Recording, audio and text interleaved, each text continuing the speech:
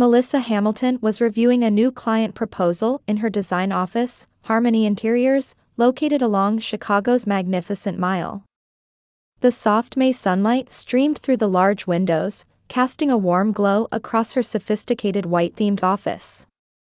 She gently brushed aside her brown hair, inherited from her father, as she gave instructions to her staff. "Jane, we can start this project next week. The budget is sufficient, so reach out to that Italian furniture manufacturer." After 10 years of experience, her firm had earned a solid reputation among Chicago's wealthy elite and celebrities. All 5 staff members trusted Melissa's creative vision and proven expertise. While Melissa maintained her cool, professional demeanor at the office, she became noticeably quieter at home. She lived with her mother Carol and sister Ashley in a large house in suburban Winnetka, purchased with her father's inheritance. Legally, the house was in Melissa's name. "Melissa, Ashley's college tuition payment is due next week." That was what her mother had said when she entered Melissa's study 3 years ago. It was for Ashley's 3rd attempt at college. In the end, Ashley dropped out after 6 months, and Melissa had to shoulder that debt too. Carol had previously worked as a high school administrative assistant before taking early retirement. With her slim figure and perfectly styled blonde bob, she looked like she'd stepped straight out of a magazine. She never missed her Botox injections to maintain her youthful appearance. "It's because of my dedicated parenting that you are who you are today." That was her mother's standard response, especially when Melissa shared news of her professional success. These comments had become more frequent since her father's sudden death from a heart attack. Ashley bore a striking resemblance to their mother but preferred flashier clothes and makeup. After bouncing between various colleges, she drifted from one short-term job to another. She frequently posted selfies on social media, focused on increasing her follower count. "Why bother with hard work? I've got natural charm," was her typical refrain. Their father, John, had been the family's peacekeeper when he was alive. With his gentle nature, he recognized and balanced each family member's qualities. However, after his death, the family's power dynamics shifted dramatically. Without realizing it, Melissa had become the family's financial backbone. The house mortgage, her mother and sister's living expenses, Ashley's recurring debts, Melissa had been paying for everything. Rather than receiving gratitude, Melissa's kindness came to be treated as a given.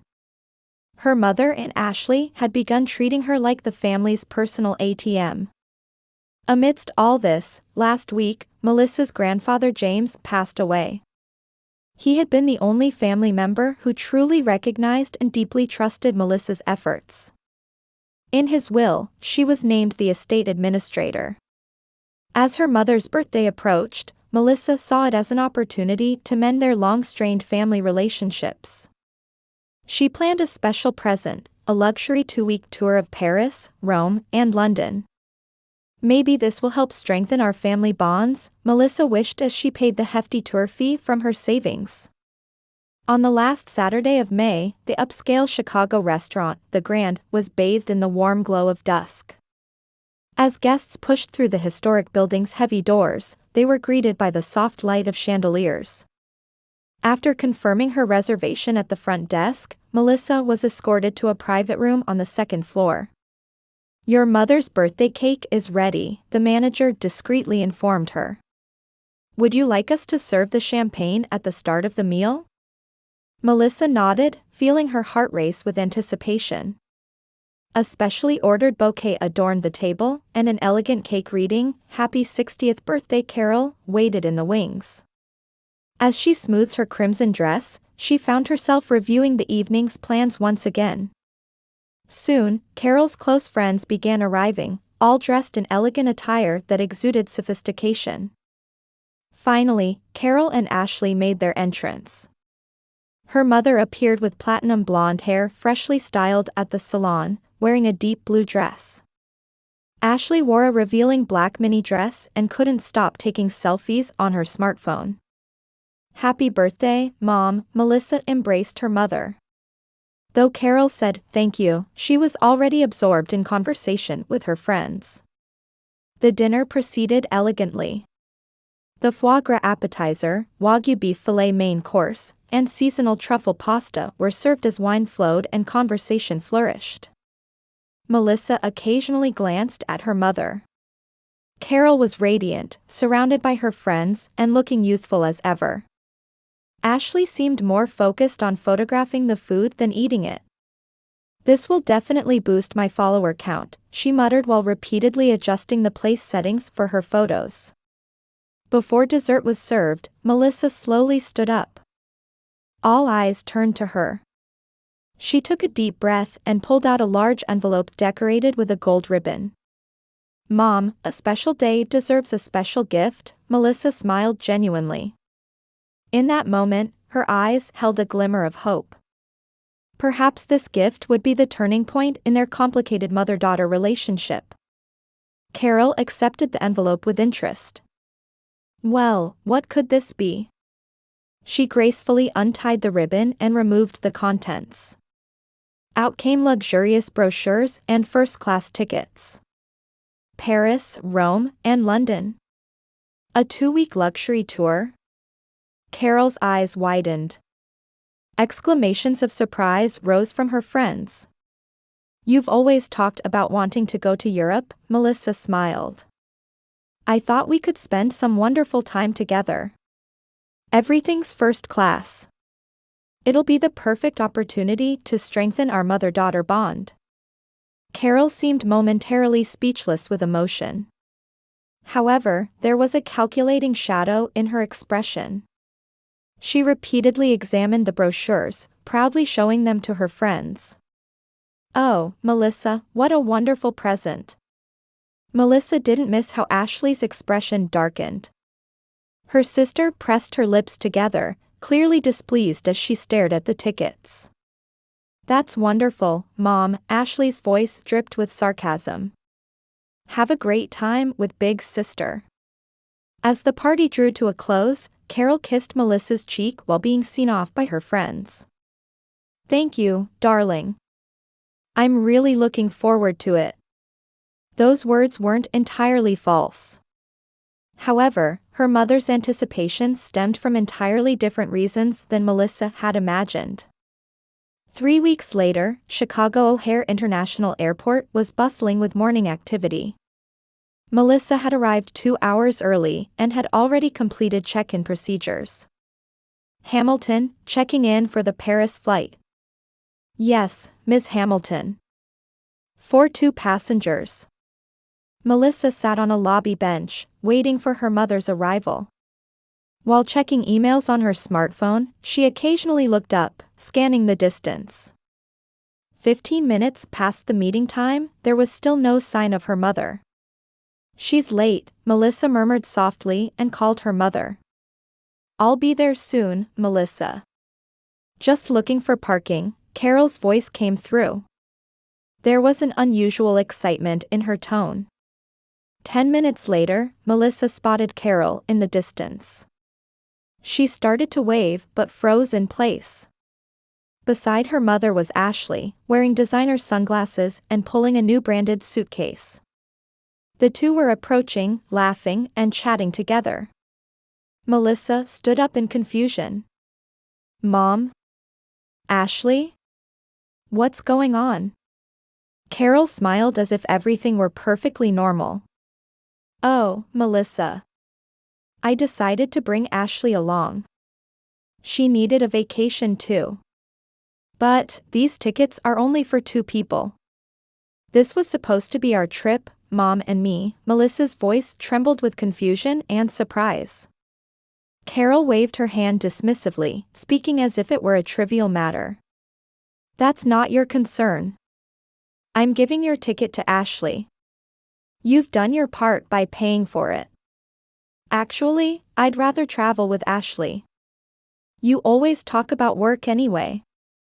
Those words cut through Melissa's heart like a sharp blade. In the airport's bustle, she could only hear the sound of her own blood rushing. Years of patience and sacrifice felt trampled in an instant, leaving her chest tight with pain. Ashley patted Melissa's shoulder with a smirk. "Thanks for the amazing trip. I'll post the best photos on Instagram. My followers will love it." As Carol headed back to the ticket counter, she said, "You're rich anyway, so you can afford to give us this present." "Like always." Melissa couldn't find words to respond. Not wanting to cause a scene in public, she tried to maintain her composure with deep breaths. She desperately fought to contain emotions she had suppressed for over 30 years. "Fine," Melissa forced a smile. "Have a good time." After Carol and Ashley completed the name change procedures, they headed toward the security gate, excitedly chatting. Neither of them looked back or even said goodbye to Melissa. Melissa stood frozen in place. Just 30 minutes ago, she had been dreaming of 2 weeks bonding with her mother. Now, all that remained was a feeling of emptiness, as if everything had shattered. As she finally moved to leave the airport, her phone rang. The screen displayed Johnson Law Office. "This is Melissa Hamilton," she answered, consciously keeping her voice steady. "Ms. Hamilton, this is Marcus Johnson. We're ready to discuss the execution of your grandfather's will. Could you come to the office tomorrow?" "Yes, of course," Melissa replied. As she ended the call, Melissa's expression changed. The tears in her eyes dried, replaced by a look of determination. The next day, Melissa visited Johnson Law Office on the 14th floor of a high-rise in Chicago's Loop District. Stepping off the elevator, she entered a reception area behind heavy wooden doors, filled with wall-to-wall law books and dignified furniture. Large windows offered a panoramic view of Chicago's skyline. "We've been expecting you, Ms. Hamilton." Marcus Johnson stood up to shake Melissa's hand. The silver-haired gentleman in his mid-60s had a face deeply lined with years of experience. His navy suit was perfectly tailored, and his presence exuded trustworthiness. "Let's talk in this conference room." Marcus led Melissa to the adjacent room, carrying a thick file. The conference room's table was made of deep-colored wood, lending a solemn atmosphere to the space. "First, your grandfather named you as the estate administrator," Marcus began, opening the file. "This isn't just a formality, it comes with substantial authority." "Grandfather trusted me," Melissa said quietly. Her paternal grandfather James had always been on her side. He would give her handmade Christmas ornaments and write heartfelt letters of encouragement when she started college. Warm memories flooded back one after another. "He trusted you immensely," Marcus nodded. "Actually, there's a special clause in the will," he continued while turning pages. "If any family member intentionally damages family bonds, you have the authority to redistribute their inheritance." Melissa's eyes widened in surprise. "Redistribute? What does that mean?" "Simply put, if an heir acts in a way that disrupts family harmony, you have the discretion to reduce their inheritance or reallocate it to other heirs or charitable organizations." After explaining carefully, Marcus turned more pages.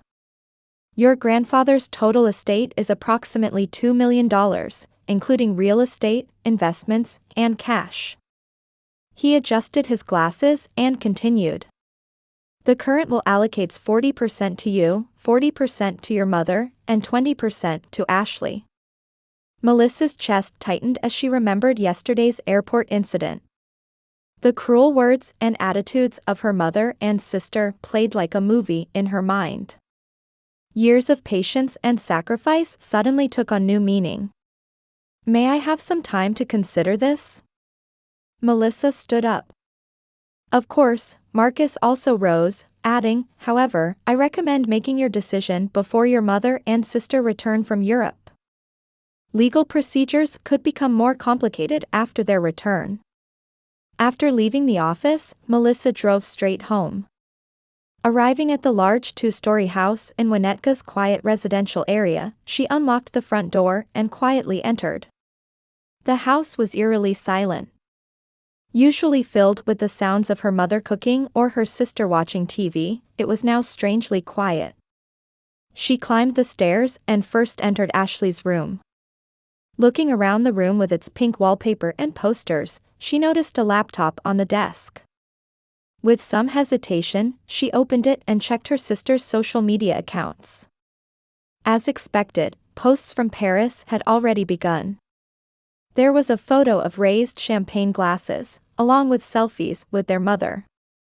Both were beaming with bright smiles. Next, Melissa entered her mother's room. In the well-organized space, her attention was drawn to photo frames on the dresser. While one held a family photo of all four of them, another beside it contained only pictures of Carol and Ashley. Anger and sadness welled up in Melissa's chest. She headed to her father's study. Entering the unused room, she opened the desk drawer where her father's diary was kept. Opening the diary, she found an entry from a few months before his death. "I'm concerned that Carol and Ashley are taking advantage of Melissa. She's too kind to refuse, but this will only hurt her in the end. I must do something." Just then, Melissa's phone notification chimed. A text message from her mother. "The hotel Wi-Fi is terrible. Could we change to a better hotel? Send extra money." Melissa gripped her phone, strengthening her resolve. She quietly closed her father's diary and called her grandfather's lawyer. "Marcus, I've made my decision. Please start the inheritance redistribution procedures." Melissa's voice carried a strength she hadn't heard in herself for years. Melissa swiftly put her action plan into motion. First, she initiated legal procedures to donate half of Carol and Ashley's intended inheritance to the Hope Foundation, a local charity the family had long supported. This organization helped provide educational support for children in difficult circumstances, and her father had served on its board during his lifetime. "I believe this is what Father would have wanted," Melissa said quietly while signing documents at Marcus's office. The remaining half would be placed in an escrow account, to be disbursed as monthly living expenses in small amounts. This decision was meant not as an abandonment with, when it's gone, but as support until they achieve independence. Next, Melissa contacted real estate agent Jennifer Williams, a former design client. "There's a great property in Gold Coast," Jennifer promptly sent condominium information, 39th floor, Lake View. "Perfect for your taste." The top-floor property overlooking Lake Michigan, with its modern white-themed interior, was exactly what Melissa had been looking for. She decided to purchase it immediately. While the current house was in her name, she felt it would be painful to continue living alone in a home filled with family memories. Taking advantage of her mother and sister's 2-week absence, Melissa began moving her belongings to her new home. She started by carefully boxing up her father's photos and mementos from the study. Each photograph she touched brought back nostalgic memories. "Dad, I'm doing the right thing, aren't I?" Melissa asked this question while removing a photo of herself with her father from an old album. In the photo, her father smiled gently. Parallel to the moving process, Melissa planned major renovations for her mother and sister's rooms. Utilizing her expertise as an interior designer, she transformed the spaces into functional yet stark environments, removing personal photos and decorations while leaving only essential furniture. "If I'm just an ATM to you, then this house might as well be a business hotel," Melissa muttered while hanging monochrome wallpaper and installing hotel-like lighting. She carefully packed away the removed personal items and organized them in boxes at the back of each room's closet, accessible if needed, but out of daily sight. During these 2 weeks, Melissa had several phone conversations with her paternal Aunt Martha. Martha had long been concerned about Carol and Ashley's behavior. To be honest, John was worried too. "Before he died, about how Carol wasn't treating you well," Martha spoke quietly over the phone. "My brother always said Melissa is too kind. But sometimes setting boundaries is necessary. I'm sure John would support your decision. Martha's words resonated deeply with Melissa. The day of Carol and Ashley's return arrived. Melissa sat quietly on the living room sofa, waiting for their arrival. Around 3 p.m., she heard a taxi, followed by the front door opening. It was the best trip ever. We could see the Eiffel Tower from our Paris hotel and in Rome. Ashley's excited voice trailed off. They had noticed Melissa standing in the living room.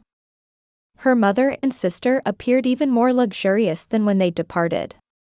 Carol clutched a new designer bag, while Ashley wore the latest designer sunglasses. Their abundant shopping was evident from their luggage.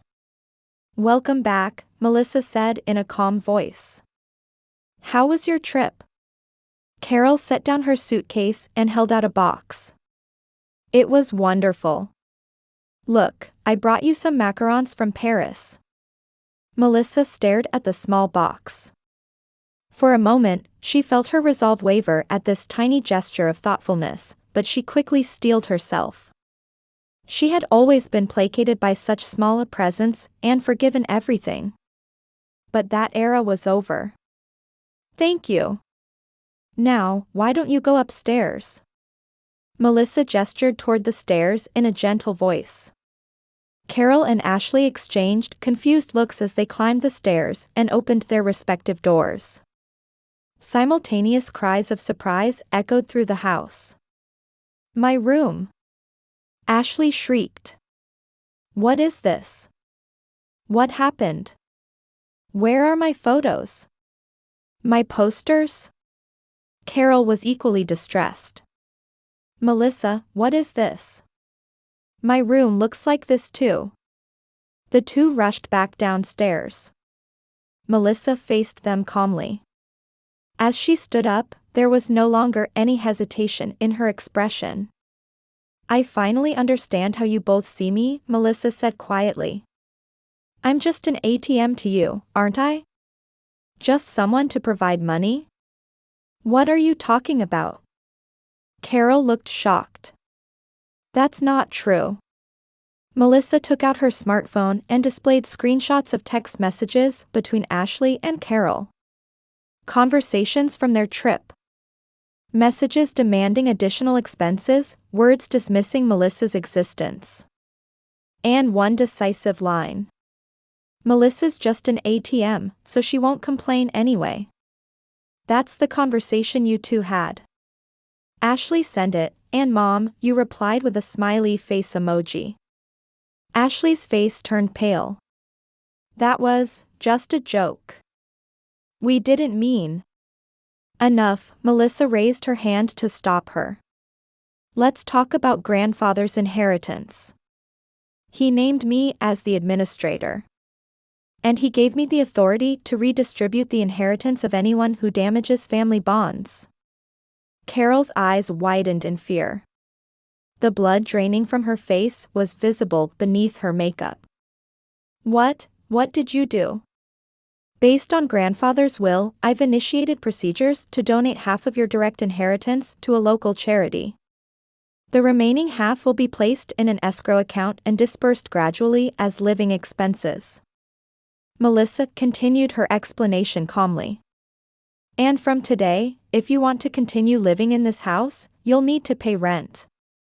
I've set it at half the market rate. This hotel isn't free anymore." "How could you do this?" Carol cried out. "That's our money. Legally, it's within my authority under grandfather's will," Melissa replied coolly. "And I believe this is the right thing to do as my own judgment." Carol and Ashley stood dumbfounded. They seemed at a loss for words at this sudden development. Melissa placed an envelope on the coffee table. "These are the rental agreement and my new contact information. I'm moving out this weekend. If you seriously want to repair our relationship, sign this agreement and promise to participate in family counseling. Those are my conditions." "How can this?" Ashley began crying, her makeup running. "How are we supposed to live? Do what I've been doing all along. Work, Melissa said firmly. Ashley, it's time to take responsibility for your own life. Carol stared at Melissa with a mixture of anger and fear. I never thought you'd be this kind of daughter. We're family. Yes, we are family, Melissa took a deep breath. That's exactly why I've been taken advantage of all this time. But that era is over. Family means loving and respecting each other. It's not a one-sided relationship where one person just keeps giving. Melissa headed toward the front door. Looking back, she saw her mother and sister standing there, dumbfounded. They no longer appeared as intimidating as they once had. By the way, I've organized all your belongings in boxes in the closets. Call if you need anything. Melissa got into her car. Looking at the house reflected in her rearview mirror, she let out a deep sigh. She felt a sense of liberation she had never experienced before, along with excitement for her new life ahead. 1 year later, Melissa's Harmony Interiors continued to grow as one of Chicago's leading interior design firms. Featured in Architectural Digest as a designer to watch this year, she was receiving numerous requests from celebrities. Lake Michigan, viewed from her high-rise condominium in Gold Coast, sparkled in the morning sun. Melissa stood by the window, drinking coffee while watching the start of a new day. The white-themed living room was harmoniously furnished with pieces she had carefully selected. Her father's photo was displayed in the most well-lit spot. She had begun hosting dinner parties for friends on holidays and started attending yoga classes. She was enjoying the luxury of using her non-work hours for herself, something she could never have imagined before. One day, a letter arrived at her office. Seeing the familiar handwriting on the envelope, Melissa hesitated for a moment. The sender was Carol Hamilton. For the past year, she had maintained only minimal contact with her mother. Taking a deep breath, Melissa opened the envelope. Dear Melissa. The letter was written in careful handwriting. Over this past year, I've thought about many things and reflected on my actions. Every day has been filled with regret and remorse. What I did to you is unforgivable. I ignored your feelings and took your kindness for granted. Since starting to pay rent, I've finally understood how difficult life can be. Ashley has also started a part-time job. We are changing, slowly but surely. Now, I want to offer you my heartfelt apology. And if possible, I would like to participate in family counseling. I know it will take time. But I want to repair my relationship with you. That is my sincere wish. With love, Mom. Melissa read the letter several times. Her mother's words carried a sincerity she had never felt before. After thinking for a while, she picked up the phone and dialed a number. Dr. Watson's office. This is Melissa Hamilton. Could I make an appointment for counseling? 2 weeks later, Melissa nervously entered the counseling office. Dr. Watson, a counselor in her 50s, maintained an office with a warm, calming atmosphere. There, she faced her mother for the first time in a while. Carol looked older than before. Her makeup was more subdued, and her clothing more modest. The two sat down quietly facing each other. During the first session, Carol spoke through tears. I was jealous of Melissa's success. It was painful to see her achieving the dreams I had given up on when I was young. And by controlling her, I felt like I had power. I was wrong. It took time for Melissa to lower her guard, but she gradually opened her heart to her mother's changes. In subsequent sessions, Ashley also began participating. At first, she was dissatisfied and uncooperative, but under the counselor's guidance, she slowly began confronting her own issues. The flashy selfies disappeared from her social media accounts, replaced by honest posts about work and daily life. I've always chosen the easy path, Ashley admitted during one session. I thought Big Sister would provide everything, and Mom enabled my dependency. I never knew the value of making my own efforts. Dr. Watson carefully observed the relationship between the three women and provided appropriate advice. This isn't an issue that can be resolved in a day. It takes time to rebuild trust. But I can say with certainty that you're all moving in the right direction. As the counseling sessions continued, the relationship between the three women gradually changed. Carol began volunteering at the local community center, and Ashley started attending evening business school. One evening, Melissa invited her mother and sister to her home. While watching the sunset over Lake Michigan, the three shared a quiet meal together. Though the conversation wasn't as lively as before, each word carried more sincerity. Over dessert, Carol spoke quietly. "Melissa, your decision was right. Thank you for changing us." Ashley nodded. "Sis, I'm truly sorry. But I think I can be a different sister from now on." Melissa looked at them both. It would still take time to fully restore trust. But this was a new beginning. One step at a time, Melissa smiled. Her father's photo sat on the table. In the twilight glow, he seemed to be smiling gently in the photograph,